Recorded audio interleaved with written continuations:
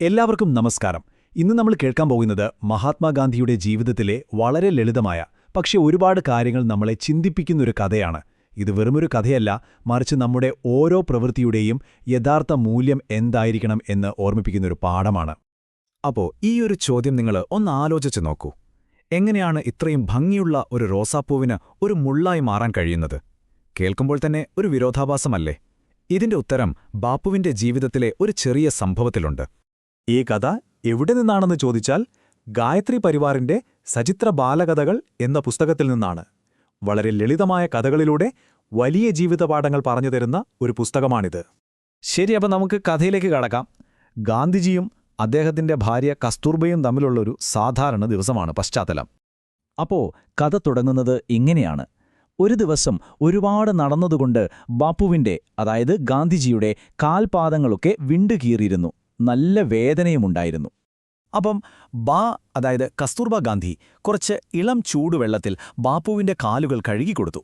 എന്നിട്ട് ആ വെള്ളം വെറുതെ കളഞ്ഞില്ല. കാരണം ഒരു തുള്ളി വെള്ളം പോലും പാഴാക്കരുതെന്നായിരുന്നല്ലോ ബാപ്പു എപ്പോഴും പറയാറ്. അതുകൊണ്ട് ആ വെള്ളമെടുത്ത് അവിടെയുണ്ടായിരുന്ന റോസാച്ചെടികൾക്ക് ഒഴിച്ചു കൊടുത്തു. പക്ഷേ ഇവിടെയാണ് കഥയൊന്നും മാറുന്നത്. വിചാരിച്ച പോലൊരു പ്രതികരണമല്ല ബാപ്പുവിൽ നിന്നുണ്ടായത്. ഒന്നോർത്തു നോക്കൂ, ഭംഗിയുള്ള റോസാപ്പൂക്കൾ കാണുമ്പോൾ ആർക്കാണ് സന്തോഷം തോന്നാത്തത്, അല്ലേ? പക്ഷെ ബാപ്പു ആ പൂക്കളെ നോക്കിയത് ഒരുതരം സങ്കടത്തോടെയും വിഷമത്തോടെയുമായിരുന്നു. എന്തിനായിരിക്കും ബാപ്പുവിനങ്ങനെ തോന്നിയത്? അദ്ദേഹം പറഞ്ഞതിതാണ്, കാണാൻ നല്ല ഭംഗിയുണ്ട്, പക്ഷേ ഈ റോസാപ്പൂക്കൾ എനിക്കിപ്പോൾ മുള്ളുപോലെയാണ് തോന്നുന്നത്. ഈയൊരു വാചകമാണ് ഈ കഥയുടെ എല്ലാം കാതൽ. സൗന്ദര്യമുള്ളൊരു കാര്യം എങ്ങനെയാണ് വേദനിപ്പിക്കുന്നത്? അദ്ദേഹത്തിന്റെ ഉള്ളിലെ ആ ഒരു വിഷമമാണ് ആ വാക്കുകളിൽ നിറയെ. അപ്പോ എന്തിനാണ് ബാപ്പു അങ്ങനെ പറഞ്ഞത്? അതിനു പിന്നിലെ കാരണം എന്തായിരിക്കും? അതൊരു വെറും ഇഷ്ടക്കേടായിരുന്നില്ല. അതിനു പിന്നിൽ വലിയൊരു തത്വശാസ്ത്രം തന്നെയുണ്ടായിരുന്നു. നമുക്കതെന്താണെന്ന് നോക്കാം. അപ്പോൾ വ്യത്യാസം ഇതാണ്. ബാപ്പുവിന്റെ ചിന്തയിൽ റോസാപ്പൂക്കൾ നമുക്ക് സൗന്ദര്യം മാത്രമേ തരുന്നുള്ളൂ, കണ്ണിനൊരു സന്തോഷം, അത്രമാത്രം. പക്ഷേ ആ റോസാച്ചെടികൾക്ക് പകരം അവിടെ കുറച്ച് പച്ചക്കറികൾ നട്ടിരുന്നെങ്കിലോ? അത് വിശക്കുന്ന ആരുടെയെങ്കിലും ഒരു നേരത്തെ ആഹാരമായേനെ, അല്ലേ? അപ്പോ ഈ കഥയിലൂടെ ബാപ്പു നമ്മളെ പഠിപ്പിക്കുന്ന പ്രധാനപ്പെട്ട ആശയം ഇതാണ്: ഉപയുക്തതയുടെ മൂല്യം. ഗാന്ധിയൻ ചിന്തകളിലെ വളരെ പ്രധാനപ്പെട്ടൊരു കാര്യമാണിത്. അപ്പോൾ എന്താണ് ഈ ഉപയുക്തത എന്ന് പറഞ്ഞാൽ? വെറുതെ ഉപയോഗിക്കാൻ പറ്റുന്ന ഒന്നല്ല. ഒരു യഥാർത്ഥ ആവശ്യം നിറവേറ്റാൻ കഴിയണം. അത് പൊതുവായിട്ട് ആളുകൾക്കൊരു നന്മ ചെയ്യണം. അങ്ങനെയുള്ള ഒന്നിനാണ് നമ്മൾ ഉപയുക്തതയുണ്ട് എന്ന് പറയുന്നത്. അതുകൊണ്ടാണ് ബാപ്പു ഇതിന് ഇത്ര വലിയ പ്രാധാന്യം കൊടുത്തത്. അതായത് ഈ കഥയുടെ സാരം ഒറ്റവാചകത്തിൽ പറഞ്ഞാൽ ഇതാണ്: വെറും ഭംഗിയേക്കാൾ വലുതാണ് ഒരു കാര്യത്തിന്റെ പ്രയോജനം, അല്ലെങ്കിൽ അതിന്റെ ഉപയുക്തത.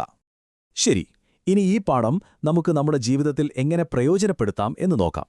നമ്മൾ ചെയ്യുന്ന ഓരോ ജോലിക്കും ഒരു ലക്ഷ്യം വേണ്ടേ? അതായത് നമ്മുടെ അധ്വാനത്തിന്റെ ഫലം അർത്ഥവത്തായിരിക്കണം.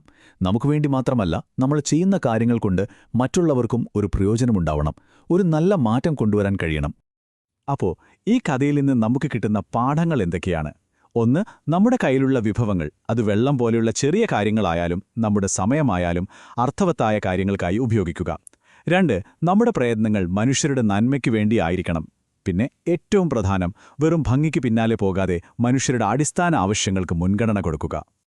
അവസാനമായി നമുക്ക് നമ്മളോട് തന്നെ ഈയൊരു ചോദ്യം ചോദിക്കാം: ഇന്ന് നമ്മൾ ജീവിക്കുന്ന ഈ ലോകത്ത് ഭംഗിക്കും കാഴ്ചകൾക്കും ഒരുപാട് പ്രാധാന്യമുണ്ട്. ഈ സാഹചര്യത്തിൽ നമ്മുടെ അധ്വാനവും കഴിവും നമ്മൾ എന്തിനു വേണ്ടിയാണ് ഉപയോഗിക്കുന്നത്? ആളുകളുടെ ശ്രദ്ധ പിടിച്ചുപറ്റുന്ന റോസാപ്പൂക്കൾ ഉണ്ടാക്കാനാണോ? അതോ ഒരുപക്ഷെ ആരും കാണുന്നില്ലെങ്കിലും ആരുടെയെങ്കിലും വിശപ്പടക്കുന്ന പച്ചക്കറികൾ വളർത്താനാണോ? നമ്മുടെ പ്രവൃത്തികളുടെ യഥാർത്ഥ മൂല്യം എവിടെയാണ്? ഇതൊന്ന് ചിന്തിച്ചു നോക്കുക.